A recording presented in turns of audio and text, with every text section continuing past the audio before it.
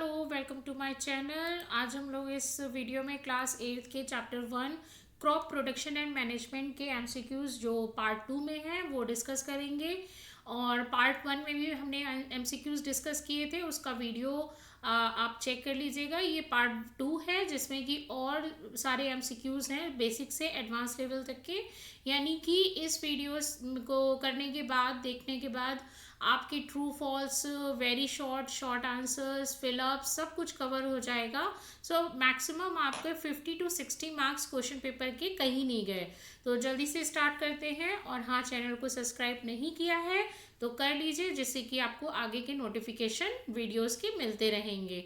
तो चलिए जल्दी से स्टार्ट करते हैं। हमारा पहला क्वेश्चन है क्वेश्चन ए, थ्रेसिंग इज। इसमें थ्रेसिंग पूछा गया है, थ्रेसिंग क्या होती है। तो ऑप्शंस देख लेते हैं। थ्रेसिंग मीन्स, फर्स्ट है ऑप्शन हमारा कटिंग क्रॉप्स। ए है कटिंग क्रॉप्स, बी है सेपरेटिंग ग्रेन फ्रॉम शैफ, और सी है वाटरिंग क्रॉप्स, एंड डी है प्लडिंग सॉइल। तो मैंने यहाँ पे देखो, जिसको भी अगर इंग्लिश में नहीं समझ में आ रहा है या फिर इंग्लिश समझ में आ भी रही है बट उनके मीनिंग्स नहीं पता है कि अब ये यहाँ पे ग्रेन फ्रॉम द शैफ क्या होता है, चाफ क्या होता है, तो इसमें आपको पता चल जाएगा कि ये किसकी बात कर रहे हैं। तो आप उनके आंसर इजीली दे सकते हैं। देखो कभी कभी ना हमको आंसर आता हुआ रहता है बट उसके बावजूद अगर क्वेश्चन नहीं क्लियर है तो आप आंसर्स नहीं लगा सकते। इसलिए मैंने यहाँ पे पिक्चर्स भी रखे हैं जिससे कि आपको इनके आंसर्स इजीली याद हो जाएं और आपको समझ में आए कि आपको आंसर क्या ऑप्ट करना है। देखो ये तो भी प्रैक्टिस बेसिस पे है, तो आप जितना समझना चाहें अपनी तरफ से, या मैं भी क्लियर करवाऊंगी सारी चीज़ें एग्जाम्पल के तौर पे, तो याद भी हो जानी है इस वीडियो के साथ साथ। बट आप जितना पिक्चर देख के रिकॉग्नाइज करेंगे उतना ही जल्दी आपको ये चीज़ें लर्न होंगी। तो कटिंग थ्रेसिंग क्या होती है आपने 6 क्लास में भी पढ़ा होगा। ए है कटिंग क्रॉप्स यानी कि फसल को काटना। Separating grain from the chaff यानी कि ये होती है पूरा का पूरा, और ये ग्रेन्स है, और ये जो देख रहे हैं आपको ये पूरा चाफ है, तो इसमें से ग्रेन्स को अलग करना। तीसरा है पौधों को पानी देना है, प्लांट्स को पानी देना। और चौथा है प्लडिंग करना। प्लडिंग हमने फर्स्ट वीडियो में इसके पढ़ा था, loosening and turning the soil यानी कि सॉइल की सरफेस को लूज करना और उसकी जो सॉइल है उसको अलट पलट करना। तो यहाँ पे थ्रेसिंग क्या होना चाहिए, 6 क्लास में पढ़ा है आपने। Answer is B, separating grain from the chaff, यानी कि डन, एक्सप्लेनेशन है डन बाय मैनुअली और बाय मशीन। देखो ये इस तरीके से प्रोसेस होती है, मैंने आपको वीडियो 1 में भी समझाया था जब वहाँ पे थ्रेसिंग मीन्स आया था कि अगर आप एक बलून ले लेते हैं, सॉरी एक स्टिक लेते हैं, उस पर सेलो टेप से कई सारे बलून्स लगा देते हैं और फिर उस स्टिक को आप अगर ज़ोर से टेबल पे या कहीं पे भी उसको पटकोगे ना तो क्या होगा, जो लूजली होंगे यानी कि जो हैवी, जो अच्छी तरीके से यहाँ पे स्टिक नहीं होंगे, और जो बलून जो है हैवी होंगे वो पहले के निकल जाएंगे। तो यहाँ पे इसको ना, ये जो पूरा है पार्ट, इसको ज़ोरों से यहाँ पे पटका जाता है जिससे कि ग्रेन्स जो है हैवी पार्टिकल्स है वो नीचे चले जाते हैं और हाथों में केवल ये चाफ रह जाती है। ओके, लाइट पार्टिकल्स यानी कि पूरा का पूरा स्टिक रह जाता है। इसको मैनुअली का मतलब है कि ये बाई हैंड भी होता है और मशीन के थ्रू भी किया जाता है।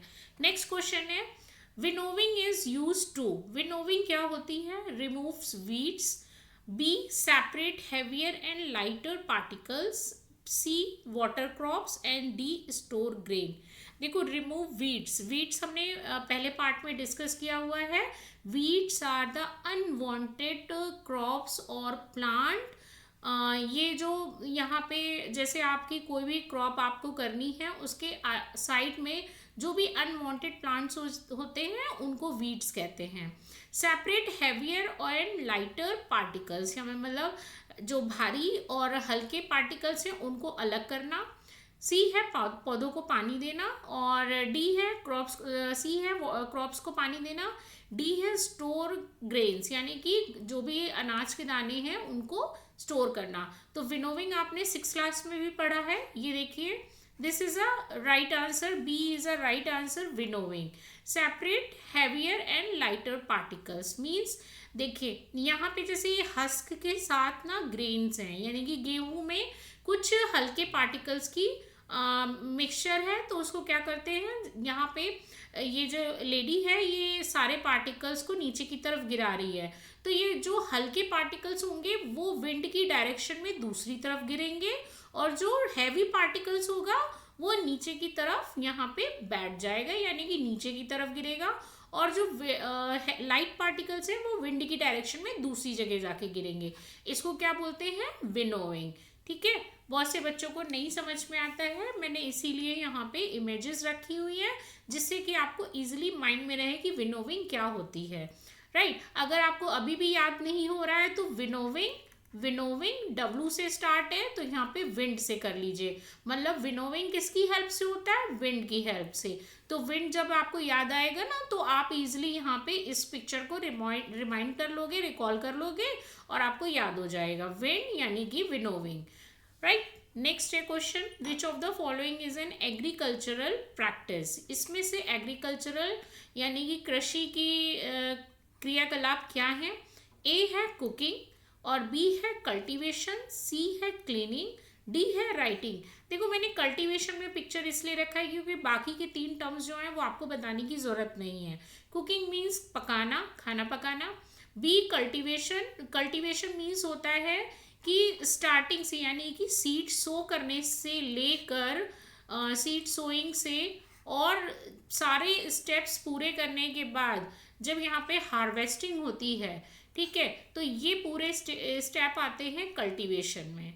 ओके, क्लीनिंग साफ सफाई, डी राइटिंग लिखना, आपको पता है।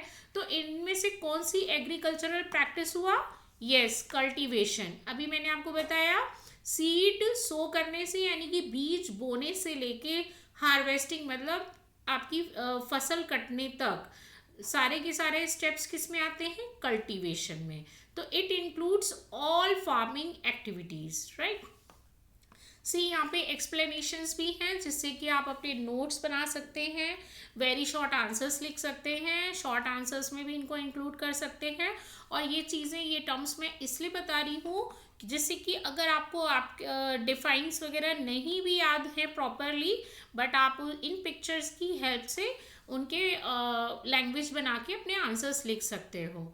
सो क्वेश्चन 4 है, storage of grains require A moisture, B dry condition, C heat and D light. अब यहाँ पे कंफ्यूजन वाली बात है, बहुत से बच्चे ना इसमें हीट ऑप्ट करेंगे कि ग्रेन को जो है ना हीट वाली जगह पे स्टोर किया जाए क्योंकि वहाँ पे पेस्ट नहीं आएंगे या फिर जर्म्स नहीं होंगे, लेकिन ऐसा नहीं है। देखिए ज़्यादा हीट में भी ना ग्रेन्स का टेम्परेचर जो है वो ग्रेन्स के जो न्यूट्रिएंट्स है वो स्पॉइल हो जाते हैं। तो मॉइस्चर में रखेंगे तो क्या हो जाएगा, ग्रेन्स जो है तो भी फंगस लग सकती है, पेस्ट हो सकता है। तो लाइट में, लाइट कंडीशन में जर्मिनेशन की प्रॉब्लम रहेगी या फिर ग्रेन्स के उनमें भी पेस्ट लगने की प्रॉब्लम रहेगी। तो यहाँ पे राइट आंसर है dry condition. Dry condition means dry और कूल प्लेस। राइट, यानी कि स्टोर ग्रेन करने का सबसे अच्छा तरीका है कि आपको ड्राई कंडीशन रखनी है और कूल प्लेस रखना है। कूल प्लेस का मतलब ये नहीं कि बहुत ठंडा होना चाहिए, नॉर्मल टेम्परेचर, जिससे कि ना ही फंगस का डर रहे, कोई भी पेस्ट नहीं होना चाहिए। और ड्राई मीन्स वहाँ पे मॉइस्चर नहीं होना चाहिए, मॉइस्चर हुआ तो भी फंगस हो सकता है। तो moisture causes spoilage by fungi and insect. Okay, next question है, which structure is use to store grain. यहाँ पे ग्रेन्स को स्टोर करने के लिए क्या चीज़ होती है? देखिए स्ट्रक्चर तो ये मैंने दिए हैं, बाकी आपके ऑप्शंस में सिर्फ ये आएंगे। ओके, वहाँ पे फोटो वोटो नहीं आएगी कि हाँ ऐसे बताया गया तो फोटो भी आनी चाहिए, आप समझ जाओगे। नहीं, एग्जाम्स में कभी भी फ़ोटो नहीं होती है। यहाँ पे ये मैंने इसलिए लगाई है कि जिनको इसके बारे में नहीं पता है तो प्लीज़ आप देख के समझ सकते हैं कि ये साइलो क्या होता है, डैम क्या होते हैं, कैनल क्या होता है, ट्यूबवेल क्या होते हैं। राइट, तो कौन सा स्ट्रक्चर स्टोर ग्रेन करने के काम में आएगा? A silo, B dams, C canal and D tube well. बताइए तीनों ऑप्शंस, चारों ऑप्शंस में से कौन सा सुटेबल है? Yes, A, answer A, silo. Silos and granaries protect grains from the pest and the moisture. अभी हमने लास्ट क्वेश्चन में डिस्कस किया ना कि वहाँ पे ड्राई कंडीशन और कूल प्लेस होना चाहिए, तो ये हैं जो कि प्रोटेक्ट करते हैं पेस्ट से और मॉइस्चर से। ये इस तरीके के साइलो होते हैं। देखिए बड़े बड़े ना बहुत बड़े कंटेनर्स होते हैं जिनके टेम्परेचर मेंटेन होता है। ये आपको बाहर से ऐसा लग रहा है कि धूप में रखे हुए हैं, लेकिन नहीं, इनके अंदर ना टेम्परेचर भी मेंटेन रहता है और ये सारे ड्राई होते हैं जिसमें कि कोई भी फंगस या पेस्ट का खतरा नहीं होता, राइट। तो ये जो इस तरीके के स्ट्रक्चर है इनको बोलते हैं साइलो। नेक्स्ट क्वेश्चन है, animal waste is use to make. Animal waste मतलब एनिमल की जो फिशेस है तो वो किस में काम आती है? ए, फर्टिलाइजर बनाने में, बी, मैन्योर बनाने में, सी, पेस्टिसाइड एंड डी, इंसेक्टिसाइड। तो आप बता सकते हैं जल्दी से कि इसमें से क्या किसके उसमें यूज होता है? देखो फर्टिलाइजर्स होते हैं केमिकल कंपोनेंट्स, ठीक है। कल भी पिछले लास्ट वीडियो में हमने डिस्कस किया था, फर्टिलाइजर्स होते हैं केमिकल कंपोनेंट्स, राइट। ये किससे बने होते हैं? इनऑर्गेनिक से, इनऑर्गेनिक मटेरियल से। और मैन्योर क्या होते हैं? ये रहे आपके प्लांट के और ये रहे एनिमल्स के। थोड़ा सा जूम करके देखेंगे तो पता चल जाएगा। जो एनिमल है ना, एनिमल वेस्ट का पूछा गया है, तो यहाँ पे एनिमल मैन्योर में आप देख सकते हैं कि एनिमल की फिशेस या फिर उनकी स्किन या फिर उनकी डेड बॉडीज मैन्योर बनाने ये काम में आती है। इसमें इंक्लूड होता है कि ये सारी चीज़ें ना अपने आप सॉइल में डंप हो जाएं और वो वहीं पे डिजॉल्व हो जाती है। So right answer is manure. Animal fishes plus dried leaves, soil, compost and worms.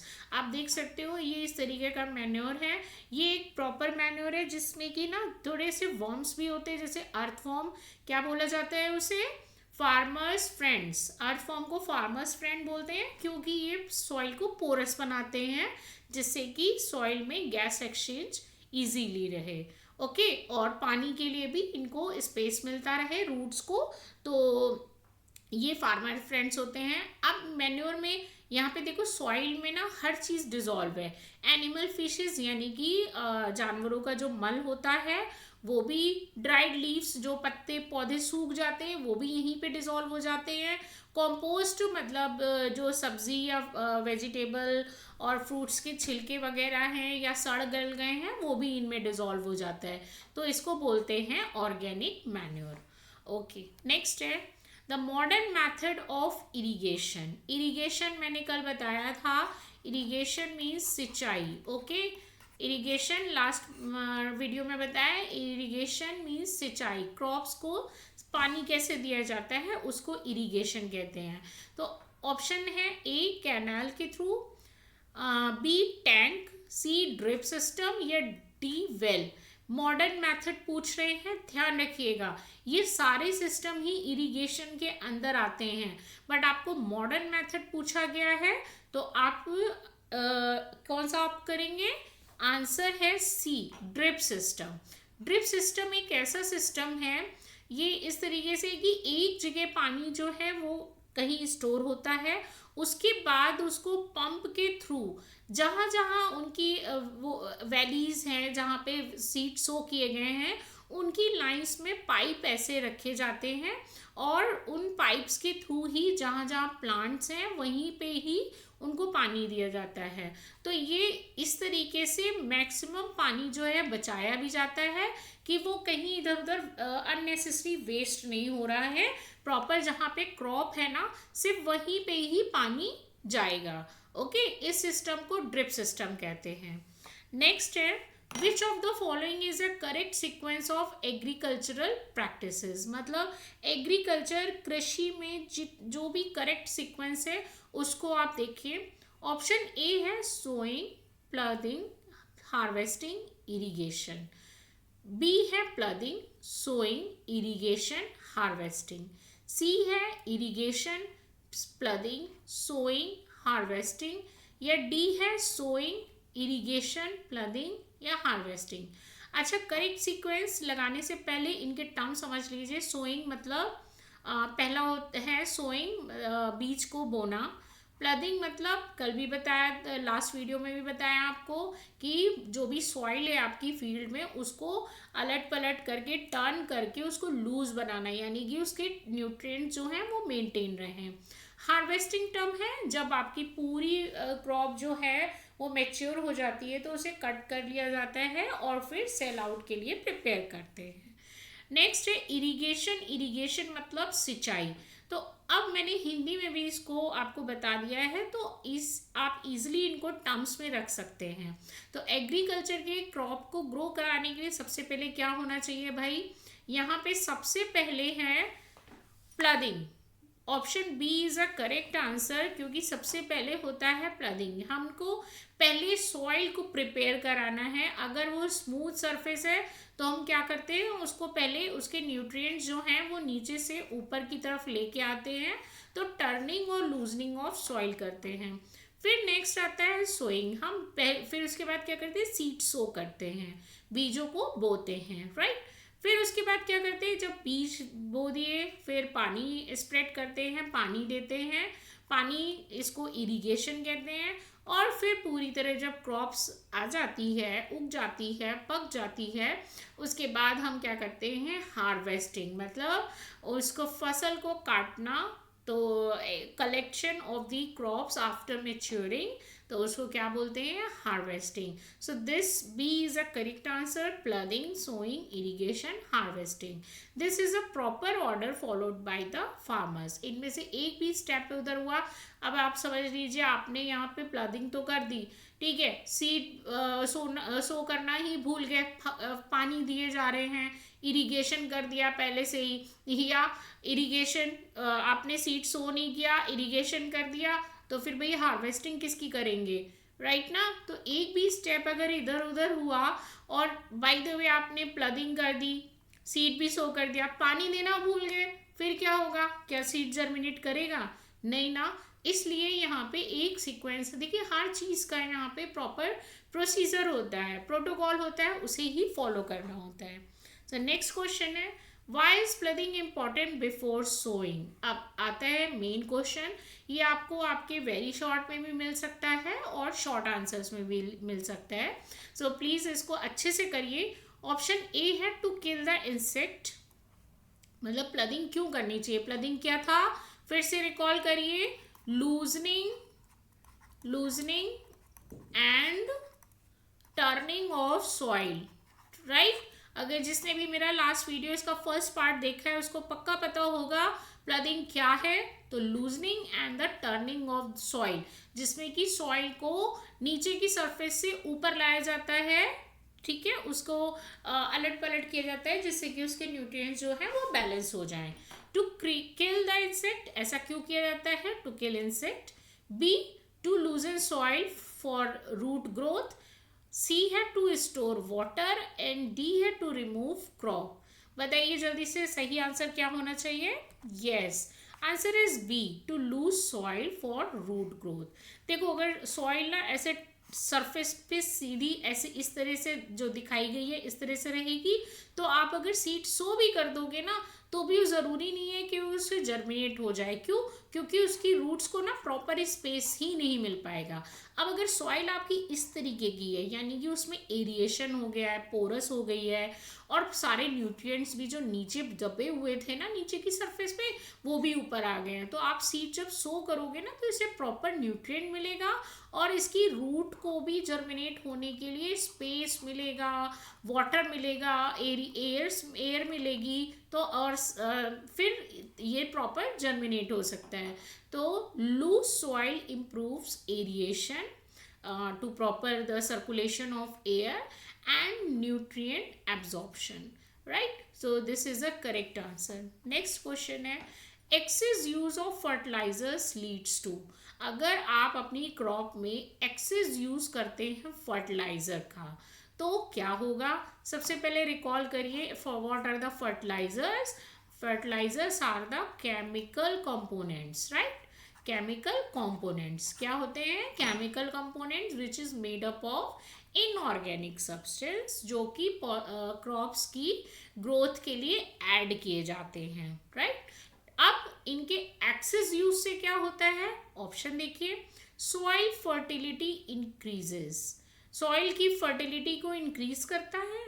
B, water pollution. C, better crops yield always. And D, no effect. देखो, इन्होंने यूज ऑफ फर्टिलाइजर नहीं पूछा, एक्सेस यूज ऑफ फर्टिलाइजर पूछा है। आप use of fertiliser में आप please ये मत मार्क कर दीजिएगा कि यूज ऑफ फर्टिलाइजर क्या करता है, सॉइल की फर्टिलिटी को बढ़ाता है। नहीं, एक्सेस पूछा गया है, तो अगर एक्सेस, देखो अति किसी की चीज की भी बुरी है, राइट। आप ज़्यादा मीठा खाते हैं तो भी प्रॉब्लम हो जाती है, आप ज़्यादा नमक खाते हैं तो भी प्रॉब्लम हो जाती है। इसी तरह सॉइल का भी हाल यही होता है कि अगर आप उसको ज़्यादा फर्टिलाइज़र, क्रॉप को ज़्यादा फर्टिलाइज़र देते रह जाओगे तो कहीं ना कहीं तो वो मिसलीड करेगा ही, कहीं ना कहीं तो वो प्रॉब्लम क्रिएट करेगा ही। तो इससे प्रॉब्लम क्या होती है? चलिए नेक्स्ट इसका आंसर देखते हैं। Yes, this water pollution is a right answer. देखिए, जब आप क्रॉप है आपकी, सॉइल में आप क्रॉप्स को फर्टिलाइजर दे रहे हैं, सॉइल में फर्टिलाइजर ऐड कर रहे हैं, तो अल्टीमेटली वो जा कहाँ रहा है? रूट्स में ही तो जा रहा है, राइट। अब रूट्स में जा रहा है तो यहाँ रूट्स किससे कनेक्टेड हैं?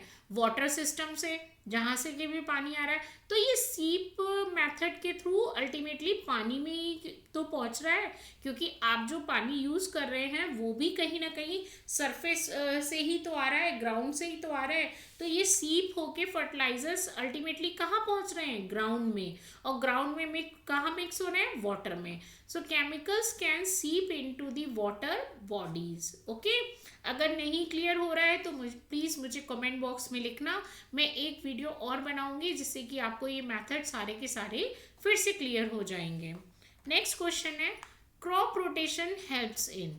क्रॉप रोटेशन का मतलब ये नहीं है कि यहाँ पे क्रॉप्स को आपने यहाँ पे फीट की क्रॉप की है और उसे घुमा रहे हो, ऐसे नहीं हो, इस तरीके का नहीं है ये क्रॉप रोटेशन।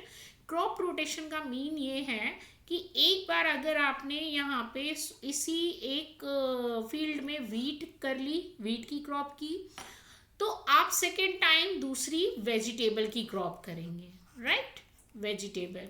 फिर उसके बाद राइस की कर दीजिए। तो ये एक क्रॉप रोटेशन है, मतलब आपने समझ लिया है कि आपको एक फील्ड में एक ही तरीके की क्रॉप नहीं करनी है, आपको उन क्रॉप्स को चेंज कर करके करना है। समटाइम्स आपने लेंटिल्स की क्रॉप्स कर ली, यानी कि दालों की कर ली, जो जैसे दाल हो गया, चना हो गया, और फिर नेक्स्ट आपने वीट की कर ली, सेरेल्स की, वीट की कर ली, बाजरा की कर ली, राइट, इस तरीके से। फिर उसके बाद आपने वेजिटेबल की कर ली। तो इस तरीके से इसको बोलते हैं क्रॉप रोटेशन। क्रॉप को घुमाना मत कर दीजिएगा। ऑप्शन ए है इंक्रीजिंग वीड्स। वीड्स क्या था? Again unwanted plants near the main crop, right. तो इंक्रीजिंग वीड्स, क्रॉप रोटेशन किस में हेल्प करता है? क्वेश्चन ध्यान से समझिएगा और प्लीज़ आंसर भी, क्योंकि ये देखो अगर एमसीक्यूज की फॉर्म में है ना तो आप कहीं से इसको घुमा फिरा नहीं सकते, आपको एग्जैक्ट आंसर देना होता है, तभी आपके मार्क्स सिक्योर होंगे। तो प्लीज़ क्वेश्चन ध्यान से पढ़ो और उसके आंसर्स भी ध्यान से ऑप्ट करो। तो यहाँ पे ए है इंक्रीजिंग वीड्स, बी है डिक्रीजिंग सॉइल फर्टिलिटी, सी है maintaining soil nutrients and D है किलिंग क्रॉप्स। सो आंसर क्या होना चाहिए? क्रॉप रोटेशन से क्या होता है? Maintaining soil nutrients. आप क्रॉप रोटेशन करेंगे तो सॉइल के जो न्यूट्रिएंट्स हैं वो बिल्कुल मेंटेन रहेंगे, एज इट इज़ रहेंगे, और बढ़ भी जाते हैं। Different crops use different nutrients. देखो, मैंने बोला, आपको पहले समझाया, 4 ईयर क्रॉप रोटेशन प्लान, मतलब एक बार आपने इस फील्ड में वीट कर दिया, नेक्स्ट टाइम आप क्या कर सकते हैं, कोई भी कॉर्न की कर लीजिए, फिर उसके बाद वेजिटेबल कर लिया, फिर उसके बाद आपने किसी और की कर ली। तो ये इस तरीके से जो साइकिल होती है इसको बोलते हैं क्रॉप रोटेशन। ओके, जिससे कि सॉइल के न्यूट्रिएंट्स जो होते हैं वो मेंटेन रहते हैं।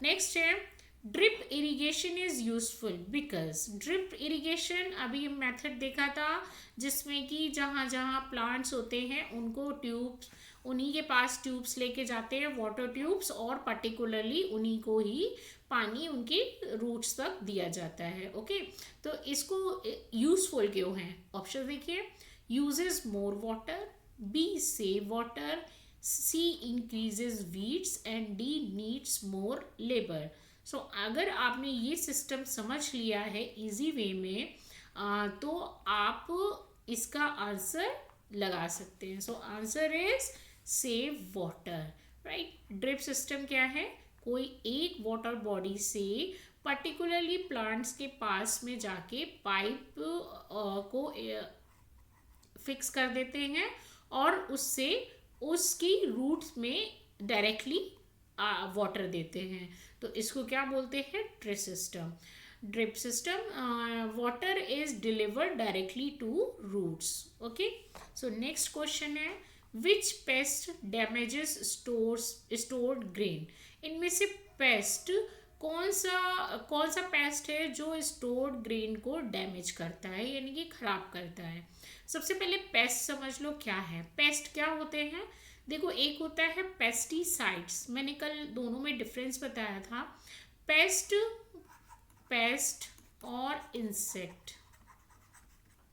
ठीक पेस्ट होते हैं आपके फंगस हो गया रैट हो गया रैबिट हो गया या और सारे जो एनिमल हैं वो हो गए इंसेक्ट का मतलब आप समझ रहे हैं इंसेक्ट मतलब हिंदी में कीड़े यानी कि यहाँ पे आप कॉकरोच भी बोल सकते हैं या छोटे छोटे वाले जो कीड़े होते हैं उनको बोल सकते हैं फ्लाइज बोल सकते हैं तो ये हो गए इंसेक्ट पेस्ट यानी कि पर्टिकुलर कोई एनिमल या फंगस सो इनमें से कौन सा which pest damage stored grain A earthworm B rat C cow and D dog देखो ये दोनों तो आपकी ग्रीनरीज में भाई जाएंगे तो गार्ड की हेल्प से ही जाएंगे जब तक वहाँ का गार्ड जो है इनको जाने नहीं देगा ओके और ये रहा बेचारा अर्थफॉर्म ये इसको तो सॉइल में रहना पसंद है तो ये बेचारा वहाँ जाके क्या करेगा ग्रीनरीज में तो आंसर आपका क्या है रेड ये जगह जगह ना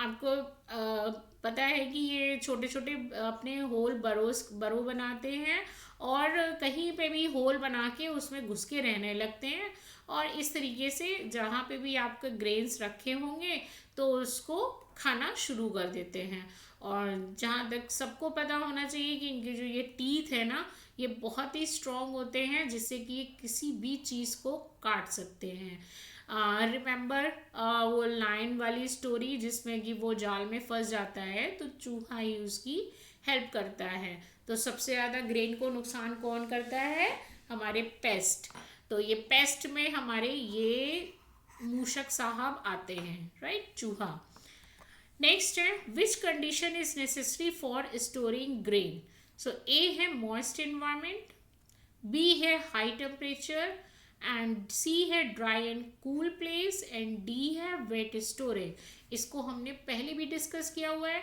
इनमें से कौन सी कंडीशन ग्रेन को स्टोर करने के लिए ज़रूरी है moist environment no high temperature नहीं जो इस ये हाई टेम्परेचर में इसके न्यूट्रिएंट्स खराब हो जाते हैं ग्रेन्स के मॉइस्ट में तो फंगस लगने का डर है वेट स्टोरेज मतलब गीले में भी स्टोर करना बेकार है तो answer is C dry and cool places to prevent moisture pest and spoilage okay इसको याद करने का पता है सही तरीका क्या है आप विशाल मेगा मार्ट जाते हैं कहीं से भी जहाँ से भी रिलायंस में आजकल क्या है भाई सब लोग गए मॉल में और इस तरीके से परचेज कर लिया तो ये कहाँ आपको सीधा साधा रिलेशन बता रही हूँ कि ऐसी जगह पे देखो एसीज होते हैं एसी लगे होते हैं ठंडक में रहते हैं ग्रेन्स और इनको कोई प्रॉब्लम नहीं होती तो इसके लिए क्या ज़रूरी है dry and cool place okay so next why should seeds be sown at a proper depth मतलब जो सीड्स जो हैं बीज जो हैं उनको एक प्रॉपर डेप्थ में मतलब ये जैसे सॉइल सरफेस है तो उनकी एक प्रॉपर डेप्थ में क्यों ही रखना, उनको सो करना चाहिए, यानी कि उनको अंदर की तरफ गहराई में रखना चाहिए, बोना चाहिए। ठीक। ए है option to avoid sunlight, B है फॉर प्रॉपर जर्मिनेशन, सी है to reduce water and D है टू इंक्रीज वीड्स। तो ऑप्शन क्या होना चाहिए? क्या सनलाइट अवॉइड करने के लिए, या प्रॉपर जर्मिनेशन करने के लिए, या फिर पानी को रिड्यूस करने के लिए, कम करने के लिए, या फिर वीड्स को बढ़ाने के लिए। नेक्स्ट है answer is for the proper germination. देखो क्या होता है, जब हम एक प्रॉपर डेप्थ में सीड को सो करते हैं ना, तो धीरे धीरे यहाँ पे ये सीड से धीरे धीरे फिर ना पहले ये रूट्स स्ट्रक्चर और ये इस तरीके का शूट स्ट्रक्चर निकलना शुरू होता है। तो ये इसको भी प्रॉपर जगह चाहिए, ओके, और इसको भी प्रॉपर जगह चाहिए निकलने के लिए। तो एक प्रॉपर मेंटेन डिस्टेंस पे ही इनको सो करते हैं। अदरवाइज क्या होंगे, अगर ज़्यादा ऊपर रह गया ना तो ये ड्राई भी हो सकता है सनलाइट में, और कभी कदार पेस्ट जो हैं, जैसे मैंने बताया कि किसी ना किसी एनिमल से या फंगस लग के ख़राब हो सकता है। तो इसको एक प्रॉपर डेप्थ में ही सो करना चाहिए। नेक्स्ट है which farming method is environment friendly. इनमें से कौन सा फार्मिंग मेथड है जो एनवायरमेंट फ्रेंडली यानी कि वातावरण के अनुकूल होता है? ओके, सो ए है एक्सेस फर्टिलाइजर्स, बी है ऑर्गेनिक फार्मिंग, सी है केमिकल पेस्टिसाइड एंड डी है बर्निंग क्रॉप्स। अब एक चीज समझिए, एक्सेस फर्टिलाइजर मतलब fertilizers, remember the chemical compounds, chemical components which is used for the to increase the soil fertility, excess fertilizers। B organic farming. Organic farming क्या होता है? Organic का मीन्स मैंने लास्ट वीडियो में भी बताया था, Organics which is fully carbon containing, okay, जिसमें कार्बन के ही कंपाउंड होंगे, एक तरीके से ना नेचुरल बोला जाता है, जो कि नेचुरल चीज़ों से बना हुआ होता है। सी है केमिकल पेस्टिसाइड्स, मतलब जो केमिकल कंपोनेंट्स होते हैं, केमिकल कंपाउंड्स जो कि पेस्ट को किल करने के काम में आते हैं। लास्ट वीडियो में साइट्स का मतलब बताया था मैंने। साइट्स मीन्स क्या होता है? टू किल, यानी कि मारने के लिए, ओके। बर्निंग क्रॉप्स मतलब फसलों को जलाकर। तो इनमें से एनवायरमेंट फ्रेंडली क्या होगा भाई? Yes, answer is B, organic farming. मैंने बोला ना, organic means relate to the natural things, so natural methods like crop rotation, green manures and the biological pest control to create a balance। यानी कि जो भी आप फार्मिंग कर रहे हैं उसमें कोई भी फर्टिलाइज़र यानी कोई भी बाहर की चीज़ नहीं, कोई भी केमिकल नहीं, सारा कुछ क्या यूज़ होना है? जो भी नेचुरल चीज़ है, चाहे वो एनिमल फिशेस हो, चाहे वो मैन्योर हो, चाहे वो कंपोस्ट हो, सारी की सारी चीज़ें क्या होनी चाहिए? Natural, okay. तो इसको बोलते हैं ऑर्गेनिक फार्मिंग।